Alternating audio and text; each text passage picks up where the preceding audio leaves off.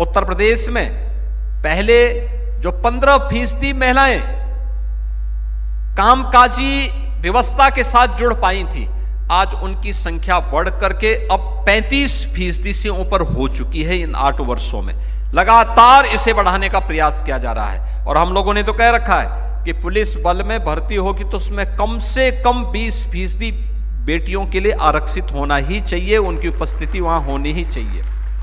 और आज उसका परिणाम हमारे सामने दिखाई दे रहा है। मिशन शक्ति का अभियान भी उसी श्रृंखला का एक हिस्सा है।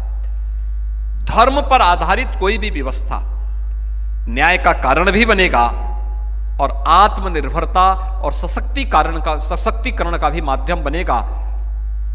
देवी अहिल्याबाई होलकर के द्वारा जो ये भाव अपनी शासन व्यवस्था को चलाते समय रखा गया था, वह आज डबल इंजन की इन सरकारों के कार्य पद्धति से देखा जा सकता है, समझा जा सकता है। कार्यशाला का उद्देश्य भी इसी भाव के साथ आगे बढ़ाने का है।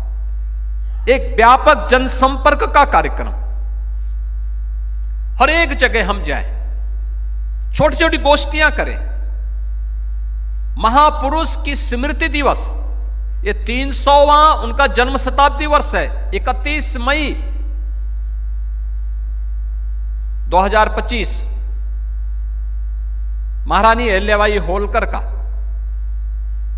300वीं जन्म जयंती का कार्यक्रम होगा। 21 से लेकर के 31 तक उनका पुण्य स्मरण हमें विभिन्न कार्यक्रमों और जनसंवाद कार्यक्रम के माध्यम से करना है। इन कार्यक्रमों के बहाने केंद्र और राज्य सरकार की महिला सशक्तिकरण और महिला स्वावलंबन के लिए किए गए कार्यक्रमों को अलग अलग प्रकार से रेखांकित करने के लिए, क्या जो शौचालय बने, 12 करोड़ शौचालय देश के अंदर बने, क्या ये महिला सशक्तिकरण का आधार नहीं था? 80 करोड़ लोगों को फ्री में राशन की सुविधा का लाभ देने की व्यवस्था हुई, क्या यह महिला सशक्तिकरण का आधार नहीं? क्योंकि गृहस्थी का संचालन तो एक नारी करती है, उसको पता है कैसे घर चलाना है। आयुष्मान भारत के माध्यम से जिन 50 करोड़ लोगों को देश के अंदर स्वास्थ्य की सुविधा का लाभ प्राप्त हो रहा है, यह महिला सशक्तिकरण का उदाहरण है। 12 करोड़ परिवारों को उज्ज्वला योजना के अंतर्गत जो रसोई गैस के सिलेंडर प्राप्त हुए, तो फेफड़े भी खराब होने से बचे, आंखें भी खराब होने से बची।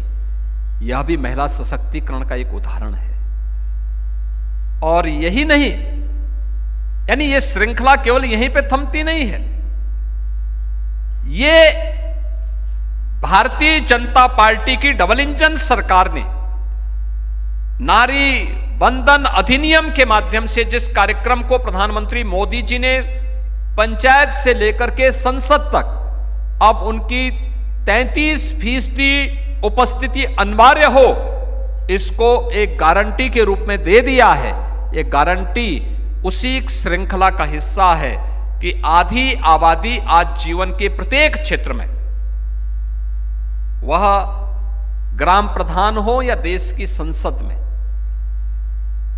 वह फाइटर विमान की चालक हो या पुलिस बल या अर्धसेना बल के अधिकारी के रूप में या जवान के रूप में कार्य करती हुई, एक प्रशासनिक व्यवस्था के साथ जुड़ी हुई हो या सार्वजनिक जीवन में कार्य करने वाली, एक किसी स्वयंसेवी समूह के माध्यम से अपनी सेवाएं समाज को प्रदान करने वाली एक सामान्य नारी के रूप में अपना जीवन यापन करने वाली, इन सभी का अपना अपना योगदान है समाज के निर्माण में। हम उनके सामने जाकर के डबल इंजन सरकार के द्वारा जो कुछ भी किया गया है उसके प्रति कृतज्ञता ज्ञापित करते हुए अगर हम उनको बताएंगे कि ये चीजें हुई हैं और आने वाले समय में ये कार्यक्रम सरकार के द्वारा आयोजित होने वाले हैं, तो मुझे लगता है कि यह देवी अहिल्याबाई होलकर के प्रति हमारी विनम्र श्रद्धांजलि होगी, हमारी ओर से कृतज्ञता होगी।